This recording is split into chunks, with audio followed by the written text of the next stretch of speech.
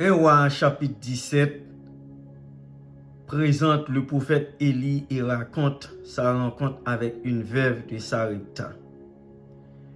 Le chapitre note que le Seigneur retenait la pluie sur Israël, verset 1er. Cette sécheresse était un jugement sur l'idolâtrie rampante de la nation, menée par le couple royal Akab et Jézabel. Au verset 8, mes frères et sœurs bien-aimés dans le Seigneur ordonne à Élie de se rendre à Sarepta, une ville située à l'extérieur d'Israël, où une veuve lui fournira de la nourriture. Il obéit et trouva une femme qui ramasse des bois. Il lui dit: je t'en prie, va me chercher un peu d'eau dans une cruche, afin que je boive.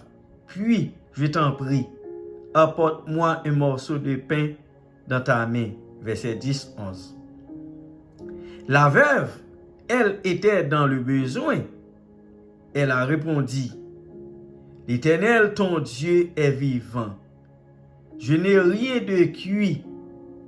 Je n'ai qu'une poignée de farine dans un pot et un peu d'huile dans une cruche. Je suis en train de ramasser deux morceaux de bois, puis je rentrerai et je passerai cela pour mon fils et pour moi.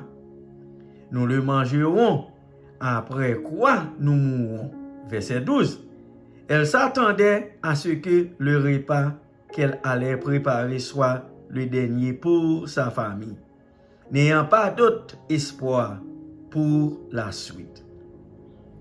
Mais bien aimé dans le Seigneur, la réponse d'Élie était qu'elle devait tout de même préparer à manger avec les ingrédients restants, ce qui constituait une mise à l'épreuve de sa foi. Il a ajouté cette promesse: la farine qui est dans le pot ne manquera pas, et l'huile qui est dans la cruche ne diminuera pas, jusqu'au jour où l'Éternel fera tomber de la pluie sur le pays. 1 Roi 17, verset 14. L'obéissance, mes bien-aimés, de la veuve a témoigné de sa foi, et Dieu fut fidèle à sa promesse. Pendant longtemps, elle eut de quoi manger, ainsi que sa famille et Élie.